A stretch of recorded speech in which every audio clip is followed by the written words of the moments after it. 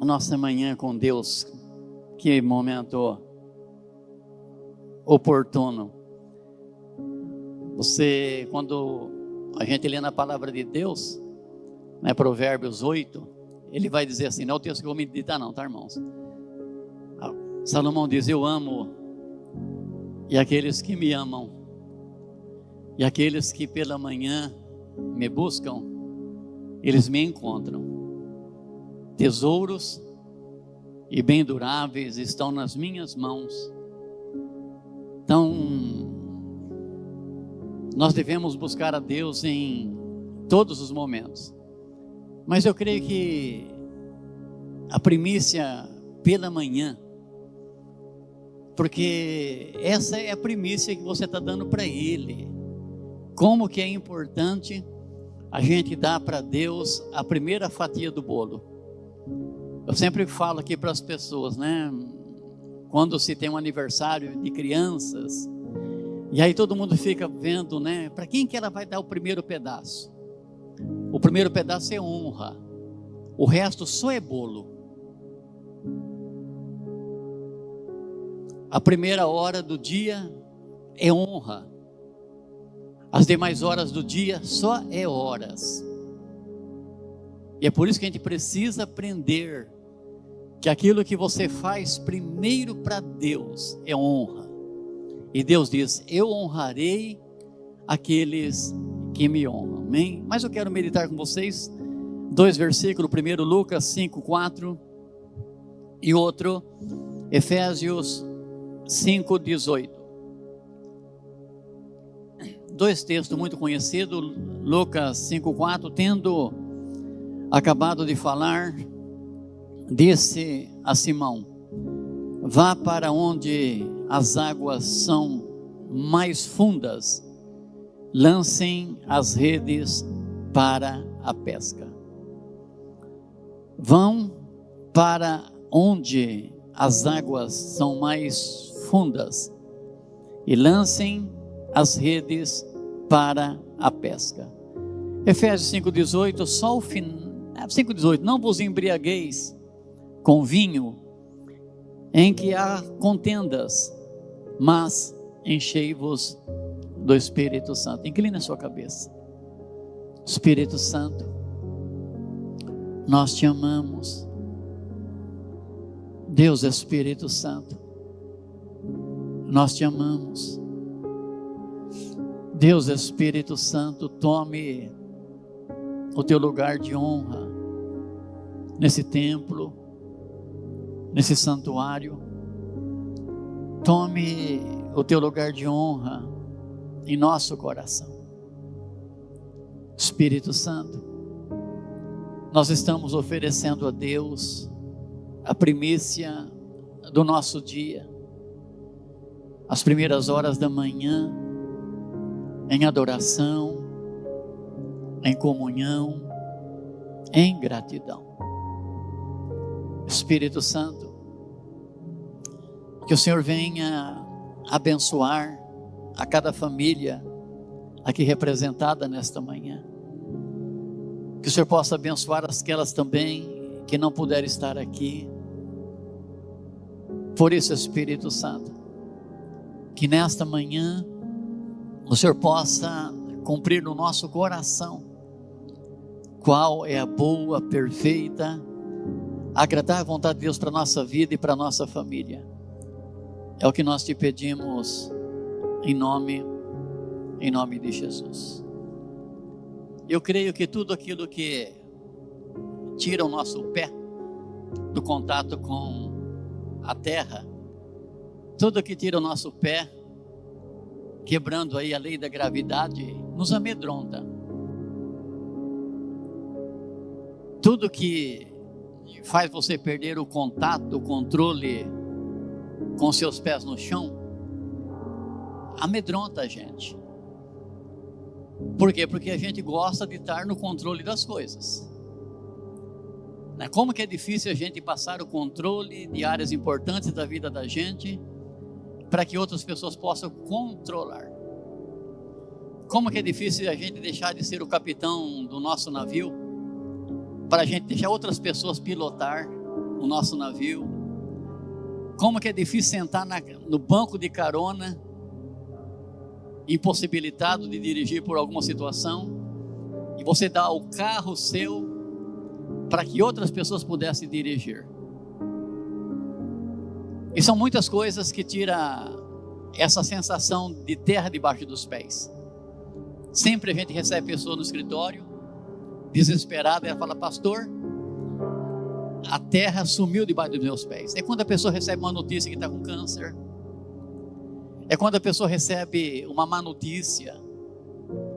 Quando as pessoas veem que houve grandes percas financeiras. Quando a família está ruindo. Então, quando essas coisas batem contra a vida da gente, que a gente que pensava que tinha o controle, o domínio, e a gente vê que a gente não tem domínio de nada, controle de nada, nessa hora parece que a gente não tem terra debaixo dos pés. Então tudo que você não viveu, tudo que você não experimentou, tudo que você ainda não provou, sempre causa uma sensação de insegurança. Esses dois textos aqui para nós, ele é importante demais. Jesus, ele está começando o seu ministério, e ele encontra Pedro e alguns dos seus amigos na beira da praia, lavando as redes. Por quê? Porque eles haviam passado a noite toda pescando, e foi uma noite muito frustrante, eles não conseguiram pegar nada. E Jesus chega e ele pede para Pedro o seu barco emprestado, porque Jesus, ele precisava falar àquela multidão que estava na beira da praia. Pedro, ele coloca o seu barco à disposição de Jesus. Jesus se afasta um pouco, né? Cristo, o Criador da natureza, ele sabe como usar a natureza em benefício, né? Ele lá dentro da água, ele sabe que o vento vai jogar a voz para fora, e as pessoas vão poder ouvir. E é isso que Cristo faz. Ele entra no barco, ele adentra um pouco no mar, e ele ensina aquela multidão que está faminta, mas faminta de Deus. E quando Cristo, ele termina de falar ao povo, ele vem e se dirige a Pedro. Ele fala: Pedro, pega agora o seu barco, vai às águas mais profundas, sai, né, dessa beirada, sai da onde você consegue ter o controle, vai um pouco mais fundo e lança ali as suas redes, porque se você lançar ali as suas redes em águas mais profundas, você vai poder viver um milagre de Deus. E Pedro, pescador experiente, Pedro sabendo que tem dia que o mar está para peixe e outro dia o mar não está para peixe. Pedro sabia que aquela noite o mar não era para peixe, aquele dia não era para peixe, mas Pedro diz, depois de ouvir as palavras de Jesus, ele fala assim: olha Jesus, apesar de toda a minha experiência de pescador, e de saber que não há uma expectativa de mudança, mas sobre a tua palavra, sobre aquilo que o Senhor falou lá no barco para a multidão, é sobre essa palavra, Jesus, que eu vou aos lugares mais profundos e vou lançar ali as minhas redes. É sobre a sua palavra, é sobre a fé na sua promessa, que eu vou lançar as minhas redes. Então a gente aprende muito com Pedro aqui, queridos. Nós aprendemos muito quando a gente coloca aquilo que nós temos, né, à disposição, a serviço de Cristo Jesus. Como que é difícil a gente colocar coisas que nós temos controle sobre o serviço de Cristo Jesus. Pedro, ele coloca o seu barco, depois ele coloca a sua vida. A gente tem uma dificuldade de colocar, né, a nossa casa, né, como uma extensão do reino de Deus, para que pessoas estejam ali ouvindo. A gente tem dificuldade de colocar o nosso corpo à disposição dele para poder ir. A gente tem muita dificuldade. E aqui a gente aprende com Pedro Pedro não conhecia Jesus. Jesus chega, é um homem que está, andando pela beira da praia. É um homem que, quando vê Pedro, falou assim: você pode emprestar seu barco para mim? Você pode colocar o que você tem nas minhas mãos? Isso faz com que ele tenha uma maravilhosa pescaria, e faz com que ele receba de Cristo um convite para que ele pudesse viver coisas maiores da parte de Deus. Jesus fala: Pedro, depois da pesca, a partir de hoje, você não será mais pescadores de peixes, vocês não serão, mas vocês serão pescadores de homens. Tem algo mais poderoso, tem algo mais sublime, tem algo que para Deus interessa mais, que você possa pescar para Deus aquilo que é eterno, você possa pescar para Deus aquilo que é mais importante. Eu quero pensar com vocês nessa manhã, como que a gente pode aprofundar o nosso relacionamento com Deus? Como que a gente pode mergulhar mais profundo no reino de Deus? Como que a gente pode deixar essa área rasa da vida cristã para a gente ir a lugares mais profundos? Como que a gente pode deixar do controle que nós temos para entregar esse controle para Deus? É importante a gente perguntar isso, queridos. Por quê? Porque a gente pode ter a nossa vida totalmente mudada, ou a gente pode ver um cristianismo contando história do que Jesus fez na vida dos outros. Eu prefiro contar para as pessoas, testemunhar o que Jesus fez em mim, através de mim, do que eu ficar contando a minha vida toda o que Jesus está fazendo através da vida dos outros. Então a gente tem que contar aquilo que Ele faz nas águas mais profundas conosco, não aquilo que Ele fez porque pessoas tiveram coragem de ir para as águas mais profundas. Então você pode ser um bom contador de histórias do que Jesus realizou na vida de alguém, ou você pode ser uma poderosa testemunha do que Jesus fez através de você. Agora então, para que a gente possa aprofundar essa comunhão com Deus, a gente precisa, do verso 2 aqui, do segundo texto, de Efésios 5:18. Ele vai começar dizendo sobre uma falsa alegria, um falso preenchimento.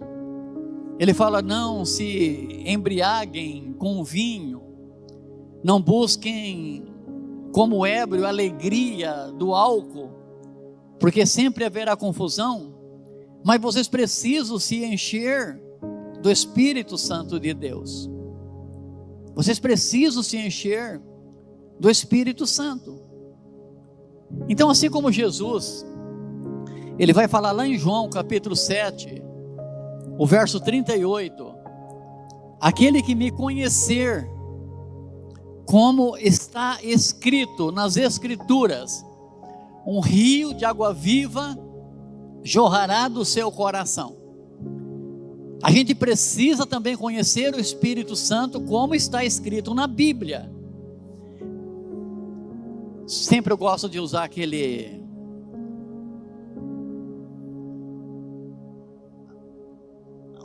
falando sobre a população mundial, sobre esse percentual.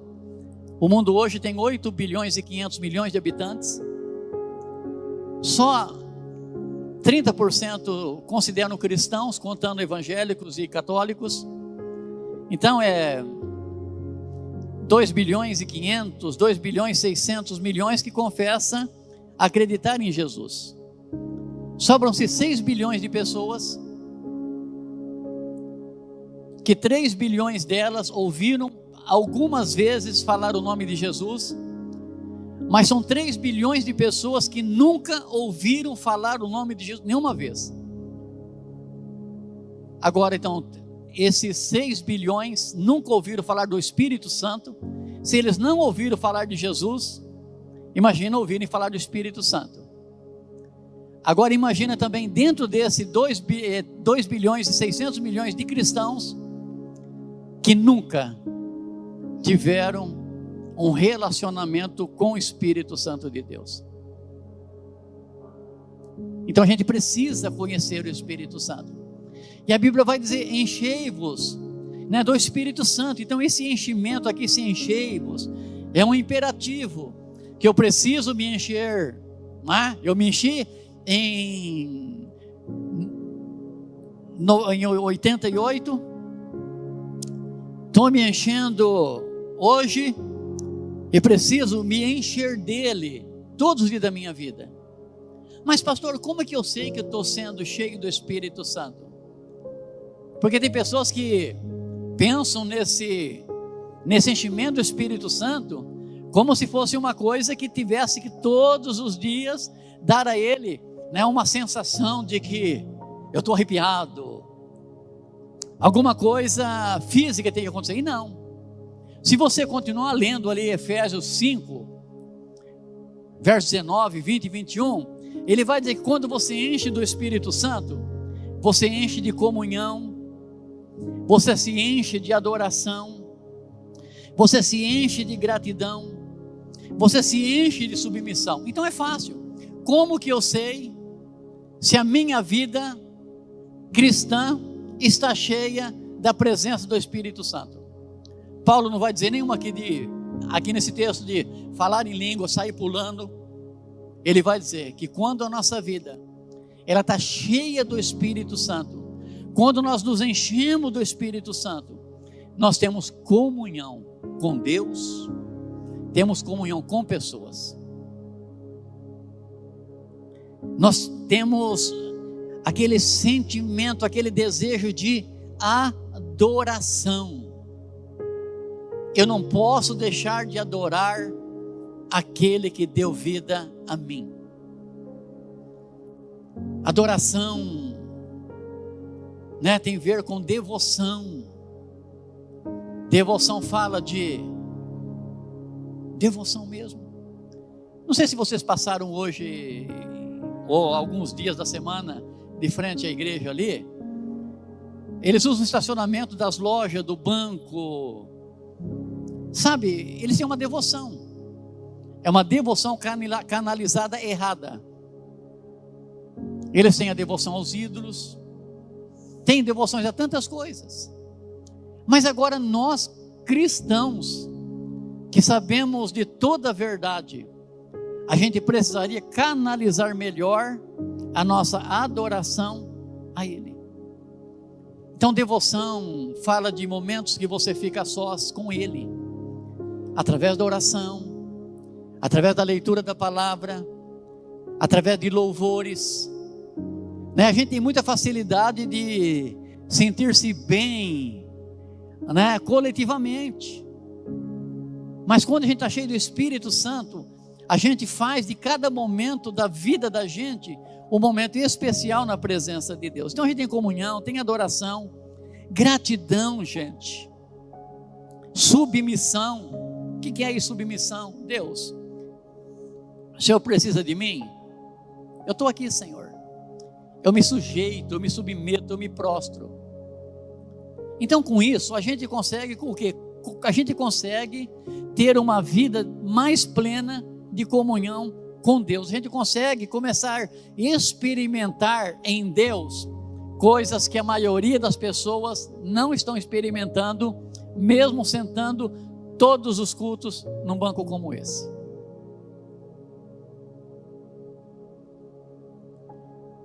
Tem pessoas que vêm para ouvir as histórias, as grandes histórias de Deus.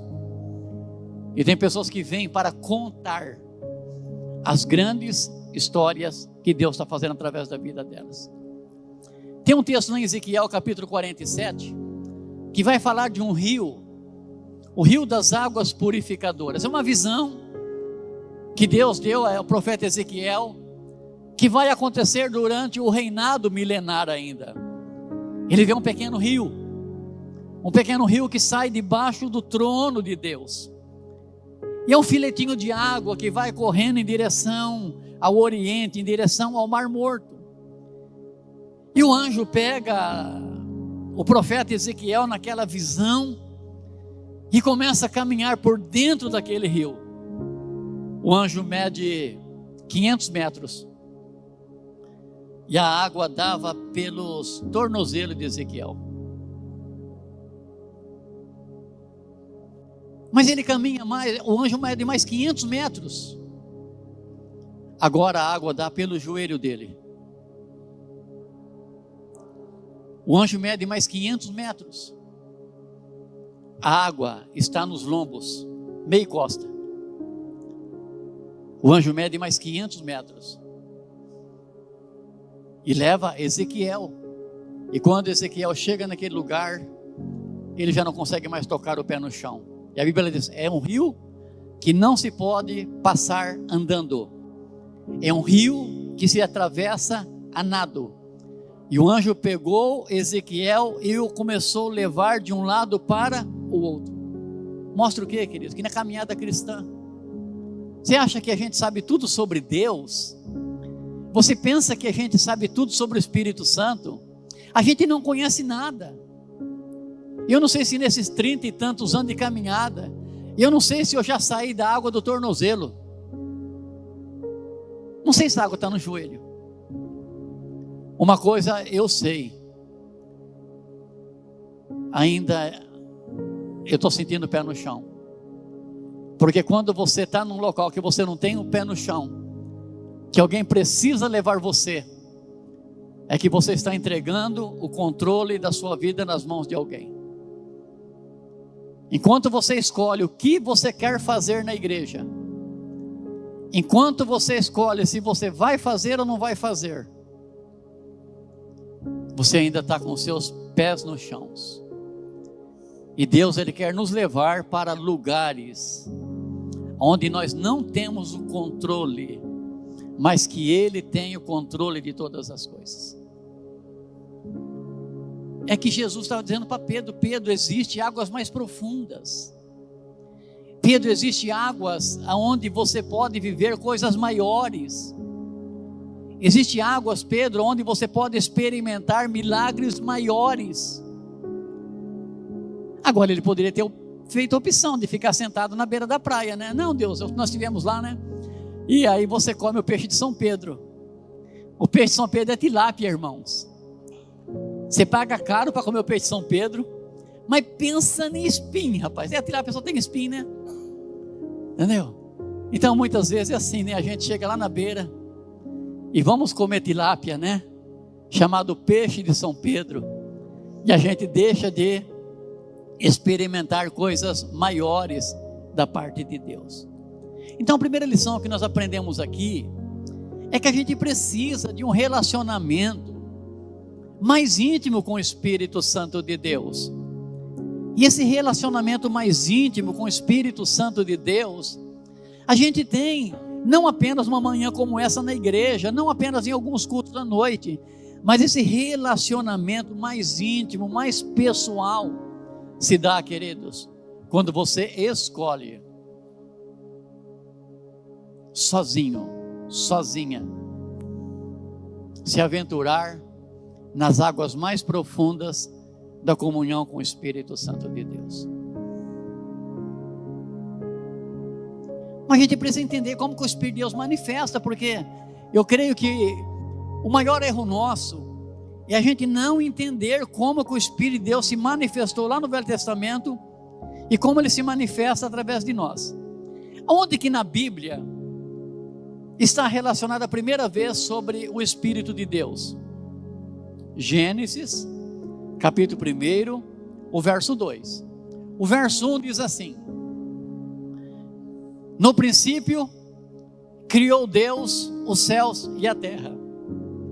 A terra era informe e vazia, e havia trevas sobre a terra. O Espírito de Deus ele pairava sobre a face das águas. Por que a Bíblia diz que o Espírito de Deus estava pairando sobre a fonte das águas? É como se tivesse uma incubação, é como se ele estivesse fertilizando, é como se ele estivesse colocando naquela água as prioridades, para que quando Deus falasse, haja, apareça, cria-se, surgem-se, a terra estava pronta para produzir aquilo que saía da boca de Deus.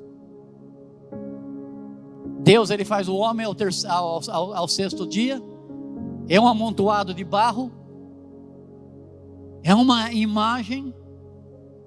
E o que Deus faz? Assopra nas narinas daquele boneco o fôlego de vida, o espírito de vida, e ali aquele boneco de barro se torna gente, alma vivente, se tornou eu e você. Jó, ele vai dizer que a inspiração do Deus Todo-Poderoso nos fez, e o sopro do Espírito deu a nós vida. Sabe qual foi a função do Espírito Santo de Deus lá no princípio? Dar a nós vida. Nós somos a inspiração de Deus. Paulo diz que nós somos o poema de Deus, a poesia de Deus. Agora, quem fez essa poesia, esse poema ter vida, foi o Espírito Santo. Lê lá em Jó. Nós somos a inspiração do Todo-Poderoso, mas o Espírito Santo deu a nós vida. Se você está aqui, é porque Ele deu vida a você. Então a gente precisa compreender, querido, como que o Espírito de Deus, ele se manifestava no Velho Testamento. Quando Deus precisou de um artesão para a construção do tabernáculo, lá em Êxodo 31, verso 1 a 3, Deus diz para Moisés: eu tenho chamado por nome a Bezaleel, filho de Uri, da tribo de Judá, e eu o enchi do Espírito de Deus, de sabedoria, de entendimento e de ciência em todo o labor. Olha aqui para mim.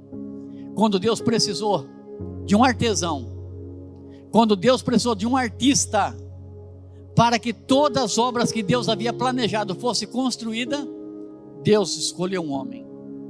E o que Deus fez? Deus pegou do seu Espírito, colocou sobre aquele homem. Deus pegou do Espírito de conhecimento, de sabedoria, de ciência, e colocou sobre aquele homem. E aquele homem pôde desenhar, pôde fundir, pôde construir tudo que Deus tinha planejado para ser feito. Preste atenção, e não significava que a cada manhã o Espírito de Deus vinha ungir aquele homem de novo. A Bíblia não diz que esse homem se arrepiou, a Bíblia não diz que esse homem gritou, a Bíblia não diz que esse homem caiu, a Bíblia não fala que ele falou em línguas, que ele profetizou. A Bíblia diz que quando Deus colocou nele a unção do Espírito de Deus, o Espírito Santo o habilitou para fazer tudo aquilo que Deus planejou para que ele fizesse. Então o Espírito Santo, ele vai fazer com que as nossas habilidades naturais sejam aperfeiçoadas. Ele vai fazer com que as nossas habilidades, aquele dom que você tem, que você faz bem alguma coisa. Então quando o Espírito de Deus ele vem sobre aquele dom natural que você tem, gente, ele amplifica aquele dom, ele amplifica aquela habilidade, ele amplifica aquele conhecimento na sua vida.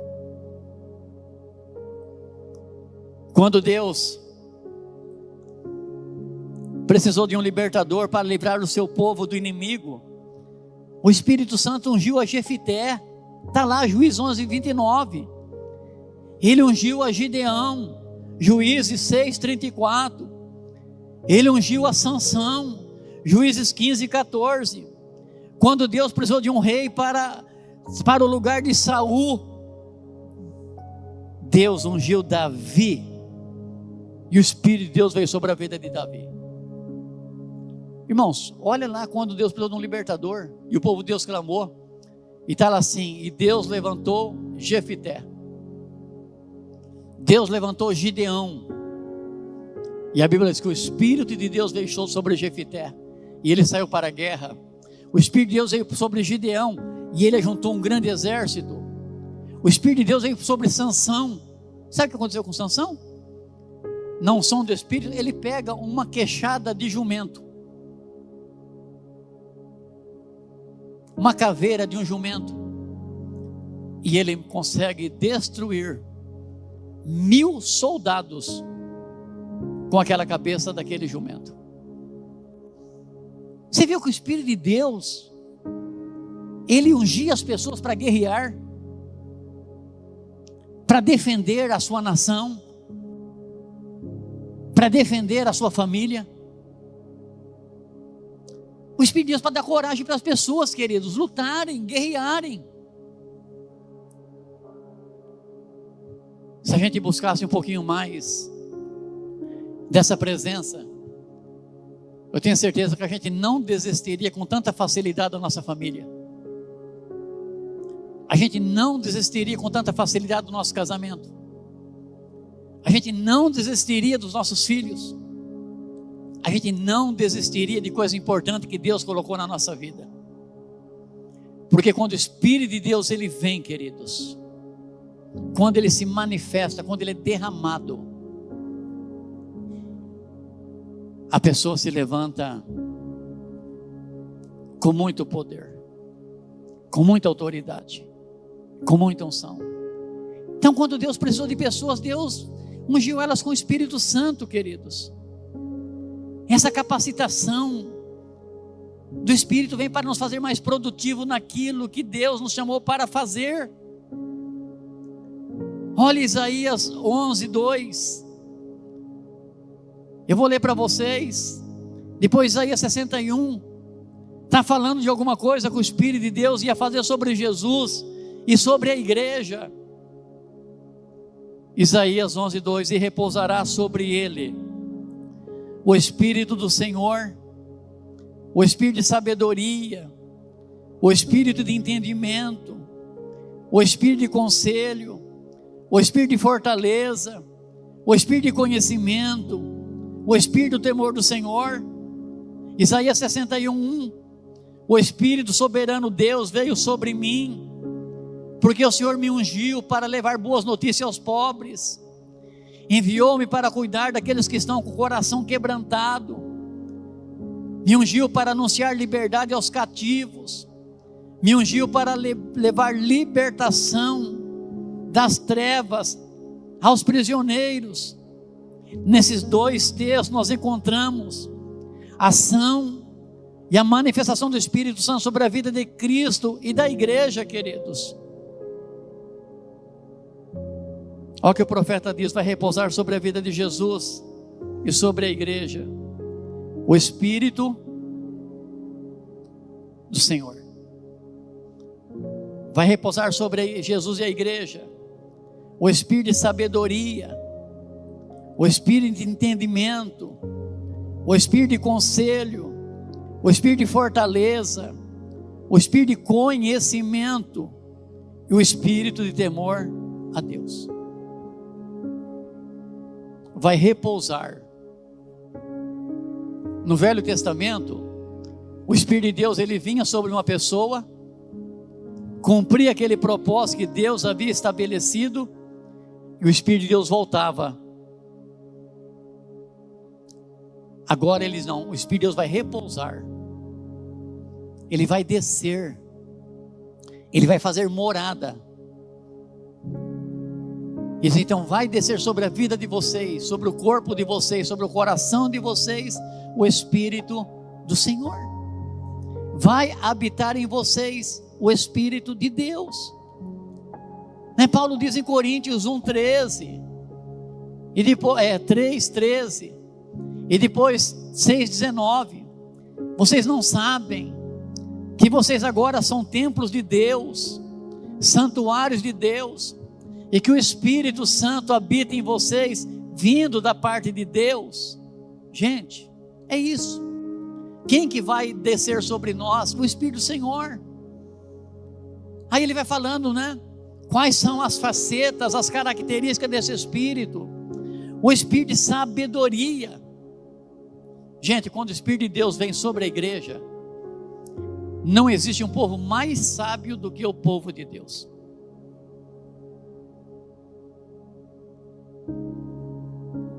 Quando fala que o Espírito de Deus vem sobre nós para trazer a nossa sabedoria, isso é capacitação, queridos. O problema da gente, quando a gente vai falar sobre o Espírito Santo de Deus, a gente vai falar só daquela emoção que o Espírito Santo traz no nosso corpo físico, né? Naquele primeiro contato, naquela primeira experiência que temos com Ele. Quando eu tive meu encontro com o Espírito Santo, eu fiquei num fio de energia grudado. Eu achei que eu ia morrer. Não era energia, era um rio de amor. Era um rio de paz, um rio de alegria. Mas quando acabou aquela experiência lá, entendeu? Eu sabia que a sensação física tinha acabado. Só que Ele tinha feito morada em mim.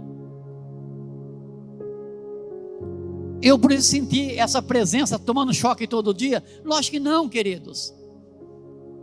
Mas uma coisa eu sei: sentindo choque ou não sentindo choque, sentindo arrepio ou não sentindo arrepio, eu sei que Ele está em mim todos os dias.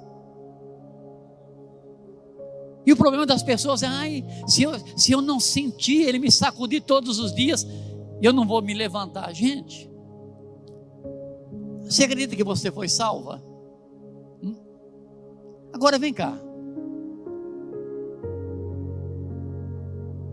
Você precisa ter a experiência que você teve do dia da sua salvação todos os dias? Não, queridos.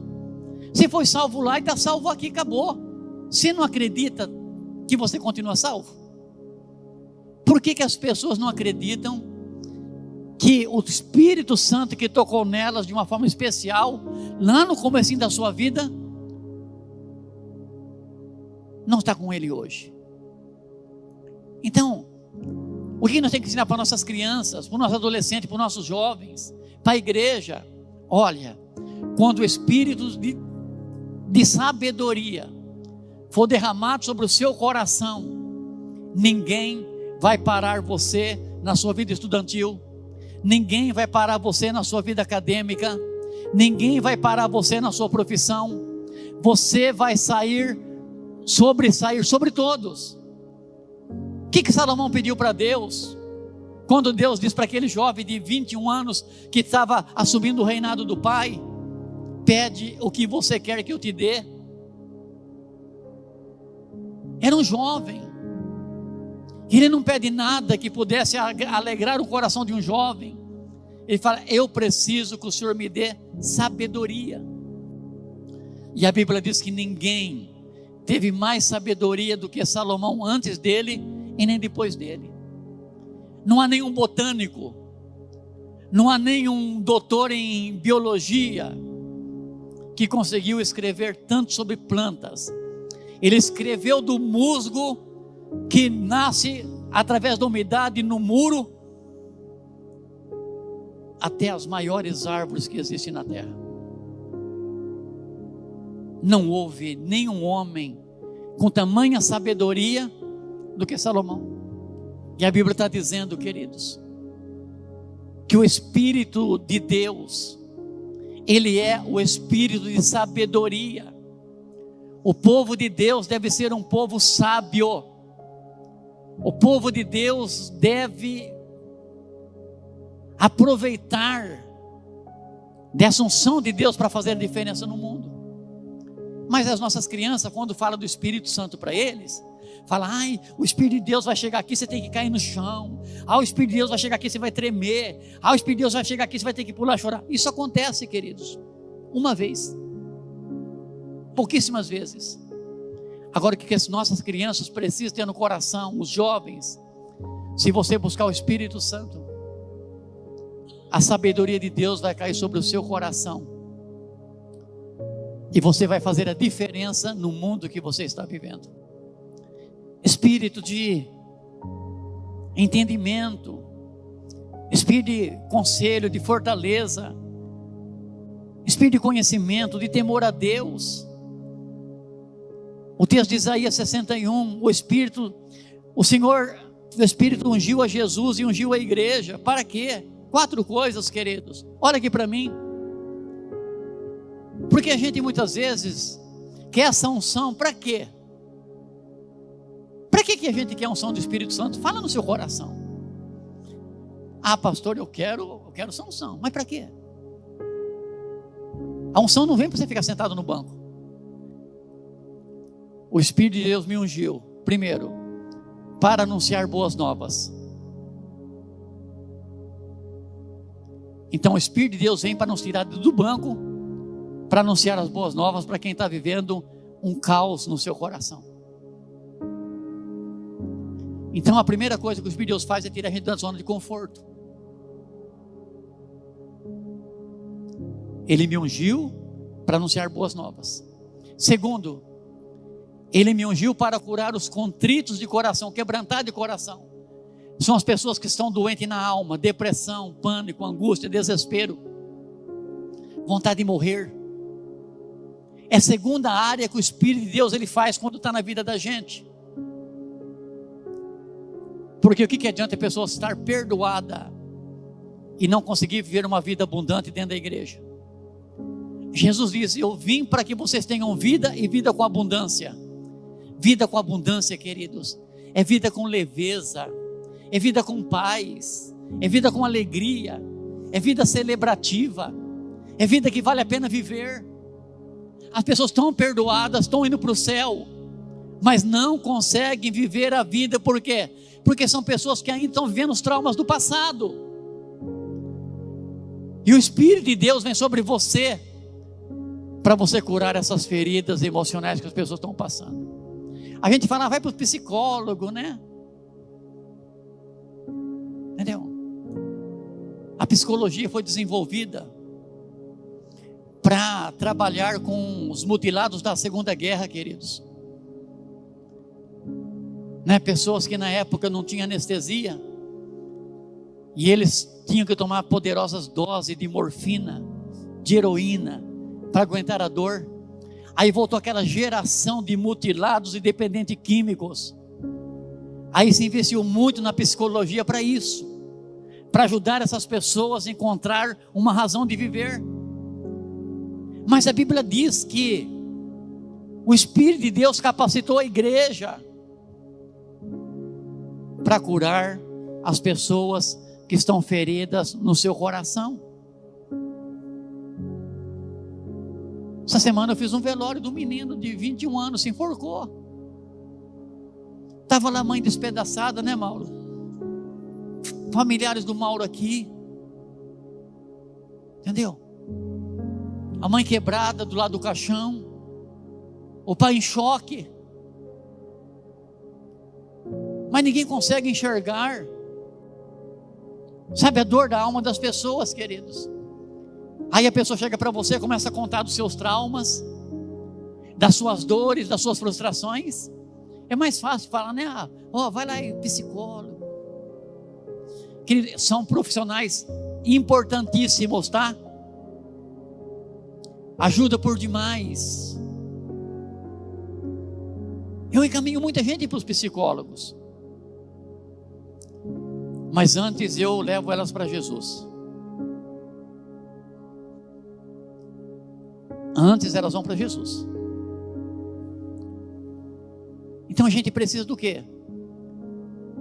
Desta unção do Espírito de Deus para curar as pessoas. Aí depois ele me ungiu para quê? Para curar os doentes. Ele me ungiu para quê? Para expulsar os demônios. Então, querido, essa unção do Espírito Santo é para que você, como servo de Deus, serva de Deus, como igreja, vai às águas um pouco mais profundas do mundo lá fora e vai levar uma boa notícia para as pessoas.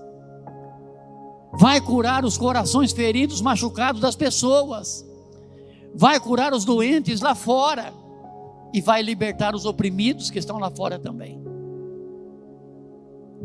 Então a gente não precisa ter medo, queridos.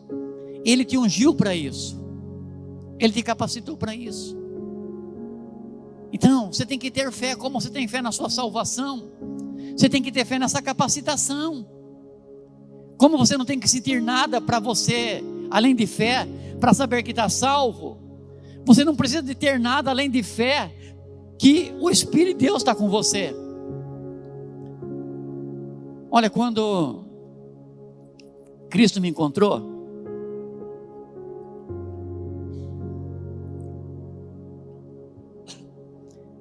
Ele me deu uma visão que mudou a minha vida em relação à palavra de Deus.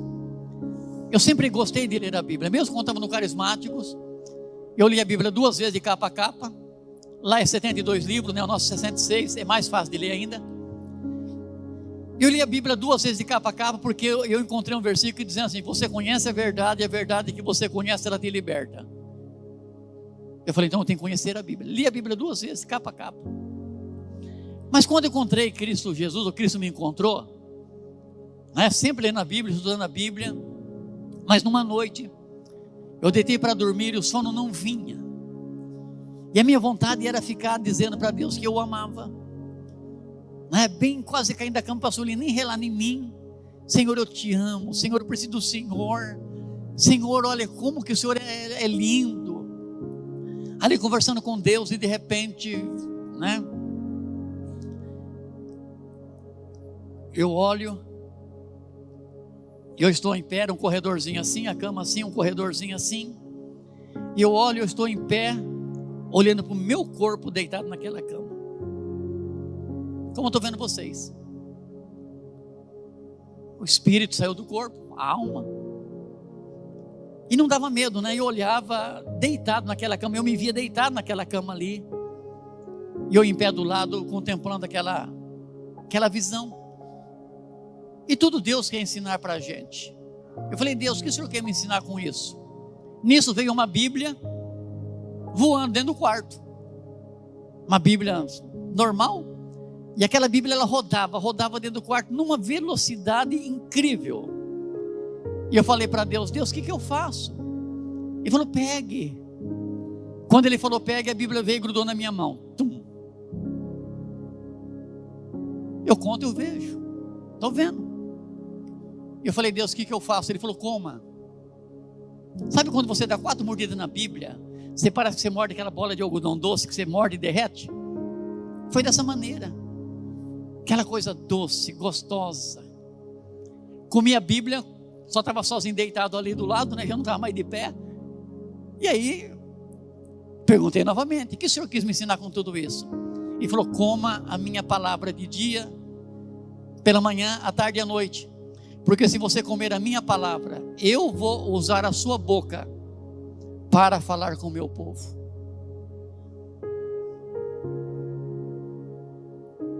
Leio, né? Já passou de 40 vezes. Esse ano eu estou ouvindo a Bíblia em português, estou lendo ela em inglês. Não entendo nada, mas ouço em português e leio em inglês. Então, fazendo 2 coisas ao mesmo tempo.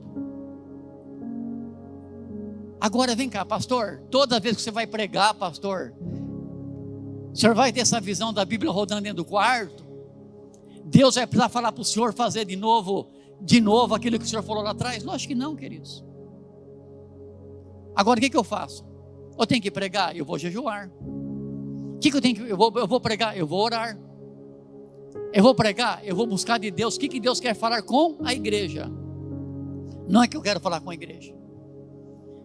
Eu tenho mais de 500 sermões no meu computador que eu nunca preguei. Deus me deu estudando a Bíblia, orando, estudando a Bíblia. Eu teria sermão para pregar 5 anos aqui sem repetir. Mas todas as vezes que eu vou pregar, eu deixo o computador de lado. Eu vou ler a palavra. Eu vou orar sobre a palavra. e vou perguntar para Deus: Deus, o que o Senhor quer falar com a igreja? E aí eu começo a rascunhar novamente aquela mensagem. Mas eu quero dizer para vocês uma coisa: Deus falou para mim uma vez: coma a Bíblia, leia a Bíblia, porque se você ler a Bíblia, comer a Bíblia, estudar a Bíblia, digerir a Bíblia, você vai ter para dar para as pessoas aquilo que eu dei para você. O problema nosso é: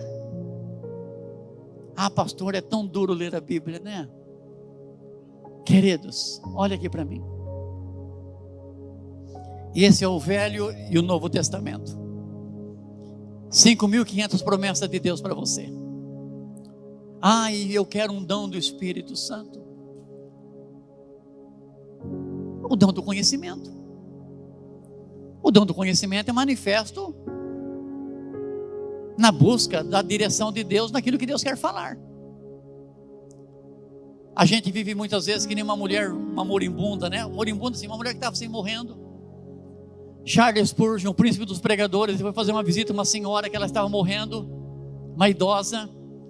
E quando ele chega na casa daquela senhora, ela tem um quadro numa moldura na parede.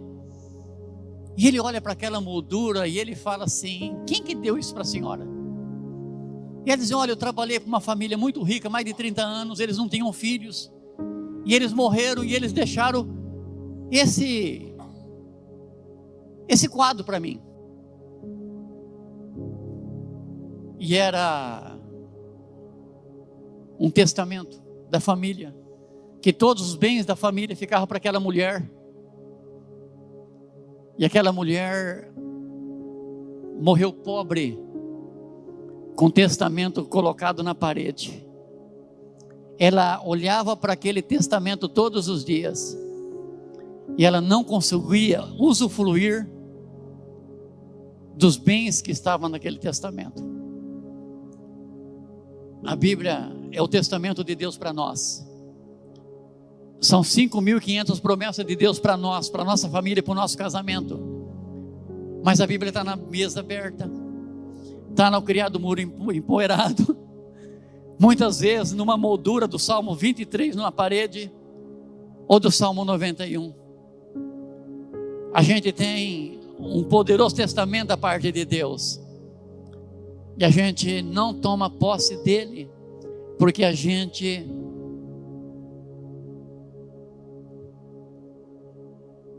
não quer buscar daquele que trouxe a revelação do testamento, que é o Espírito Santo, a interpretação que nós precisamos dele.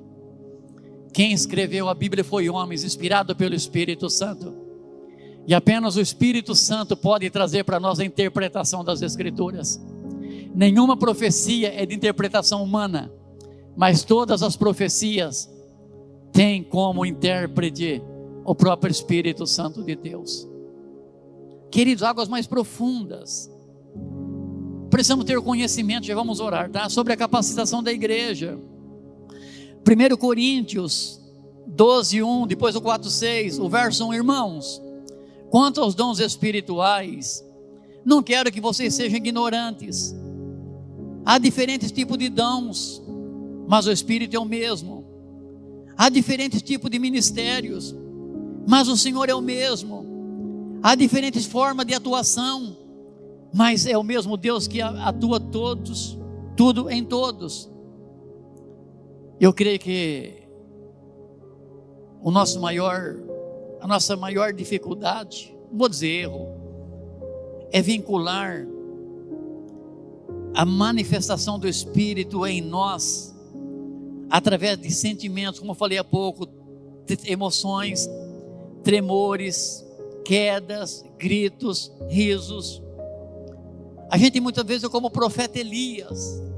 Elias era o profeta do poder de Deus, né? Profeta do fogo. Elias precisa ter um encontro com Deus. Ele vai no Monte Horebe, ele se esconde numa caverna, e Elias escuta um barulho de um terremoto. Ele sai e está lá, e Deus não estava no terremoto. E vem um fogo que vem destruindo tudo. e Deus não estava no fogo. E aí vem um vendaval, um furacão, e Deus não está no furacão. Aí Elias, que está acostumado a buscar Deus só nas coisas poderosas, eu falei, agora? Deus não está no fogo como sempre eu vi. Deus não está no terremoto como eu sempre percebi. Deus não está, na tempestade como eu sempre percebi. Aí vem uma brisa mansa e suave, um sussurrar de um vento, e Deus estava naquela brisa mansa e suave. Deus, querido, vai sempre estar nos lugares aonde você nunca poderá pensar que Deus está. Deus não precisa de fazer barulho para se manifestar. Deus não precisa fazer a igreja se abalar num terremoto para Deus se manifestar. Deus não precisa fazer cair fogo aqui para Deus se manifestar. Deus não precisa trazer uma tempestade para Deus se manifestar. Basta um pequeno sopro do Espírito Santo no coração que está atento, para que essa pessoa que está com o coração atento possa se levantar e realizar para Deus grandes coisas. Aí Paulo está dizendo, gente, eu não quero que vocês sejam ignorantes em relação aos dons. Essa palavra ignorante aqui, irmãos, é falta de conhecimento, não é uma pessoa turra. Quantas coisas que a gente não conhece? Na área que você trabalha, eu sou ignorante. Eu não sei como é que você faz seu serviço. Eu não sei ganhar dinheiro na área que você ganha. Eu não tenho habilidade que nem você. Então, no que você faz, eu sou ignorante. Aí Paulo está dizendo, gente, vocês não podem continuar sendo ignorantes. Vocês não podem ficar sem conhecimento em relação à obra de Deus. Ele fala, há diferentes tipos de dons, mas o Espírito Santo é o mesmo. Existem dons de cura, dom de sabedoria, dom de ciência, dom de conhecimento, dom de fé, dom de línguas, dom de interpretação, dom de cura, dom de milagres, mas o Espírito de Deus é o mesmo. Deus pode usar aqui pessoas em diferentes dons espirituais, mas é o Espírito Santo que é o mesmo. Há diferentes ministérios, apóstolos, profetas, evangelistas, pastores e mestres, mas Jesus é o mesmo. Há diferentes operações, mas Deus é o mesmo. Ele opera tudo em todos de uma forma toda especial.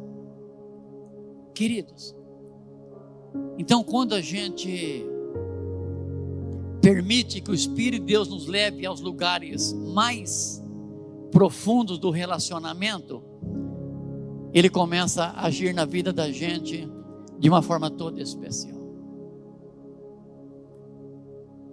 Pastor, como que eu vou saber que eu tenho o dom de cura? Vai lá no hospital orar para os doentes. Pastor, como que vai manifestar para mim um dom de libertação de pessoa endemoniada? Vai orar por elas no nome de Jesus, mandar o diabo embora? Pastor, como que eu quero saber se eu tenho o dom de milagres? Começa a orar sobre coisas que para a medicina não tem explicação.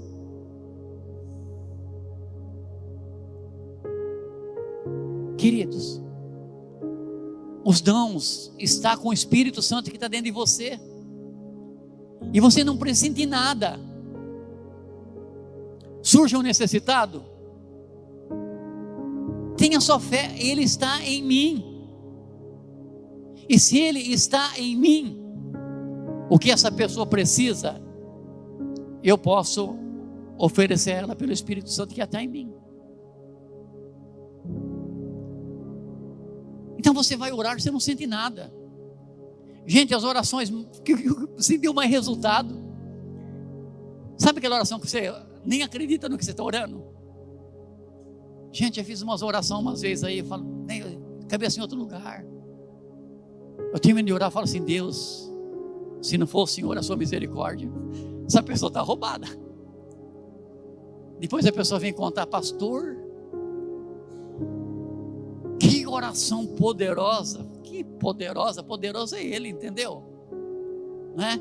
Então, queridos, sabe, esse poder está em você, essa presença está em você, e quando alguém precisa, você tem que só colocar no seu coração: Ele está em mim, os dons do Espírito estão em mim, e é o Espírito que opera essas coisas.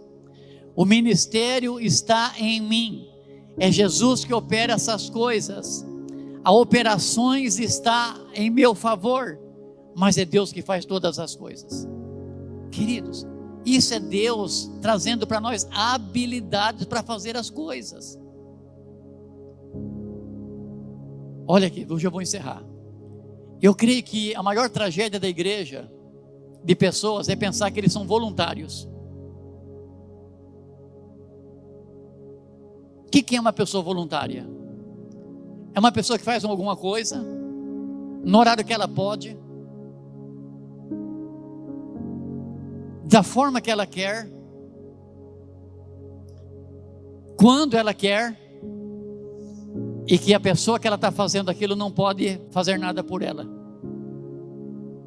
Voluntariado você faz na PAI, voluntariado você faz no Lar dos Velhinhos, voluntariado você faz para os necessitados,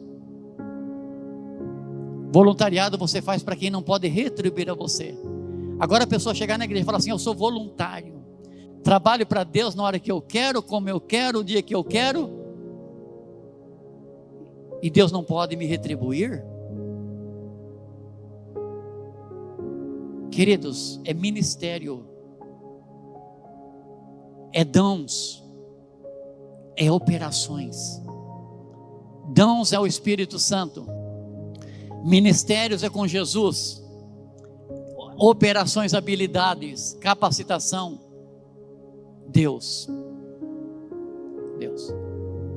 Então a gente tem isso dentro de nós, queridos, e você não precisa, sabe, eu não estou sentindo nada. É melhor, porque quando a gente não sente nada, você sabe que você não vai fazer nada, é Deus que vai fazer tudo. Olha, o dia que eu subi no altar sem ter um frio na barriga, eu posso já colocar no meu coração que eu comecei a levar meu ministério no piloto automático. Tem vezes que eu sento aqui enquanto está louvando, eu cruzo a perna, eu tenho que descruzar a perna, de tanto que a perna pula, de medo. Eu falo: Deus, que negócio é esse? Que negócio é esse, Senhor? Então, queridos, é Deus que faz tudo. 2 Coríntios 1, o verso 21 e 22, é Deus quem nos capacita, e a vocês a permanecerem firmes em Cristo. Ele nos ungiu, e Ele nos identificou como a sua propriedade particular em nosso coração, e em propriedade particular, ao colocar em nosso coração o selo do Espírito, a garantia de tudo aquilo que Ele nos prometeu. Olha, gente, é Deus que nos capacita. É Deus que nos capacita, e a vocês permanecerem firmes em Cristo Jesus. Ele nos ungiu e nos identificou como sua propriedade, ao colocar em nós o selo do Espírito, que é a garantia de tudo quanto Ele prometeu se torne verdade na vida da gente. Um selo serve para quê? Quando você vai no cartório reconhecer uma assinatura, o selo está o quê? Essa assinatura é verdadeira. Quando você compra um bem, um imóvel ou um carro, tem um selo, não tem? O que esse selo faz? Aquele selo diz que o bem que você comprou é real, existe, e você é dono dele. A Bíblia diz que Deus colocou em nós o selo do Espírito, e esse selo do Espírito traduz que eu pertenço a Deus. Quando o diabo olhar para você, ele vai ver em você o selo de Deus. Ele vai olhar em você e vai ver o selo do Espírito Santo em você. E o diabo vai saber: esse eu não posso tocar, porque ele pertence a Deus. Esse eu não posso invadir a casa dele, porque ele pertence a Deus. E esse selo que ele deu é o Espírito Santo de Deus. E a única verdade que existe para que as suas promessas se cumpram em nós. Fique de pé, por favor.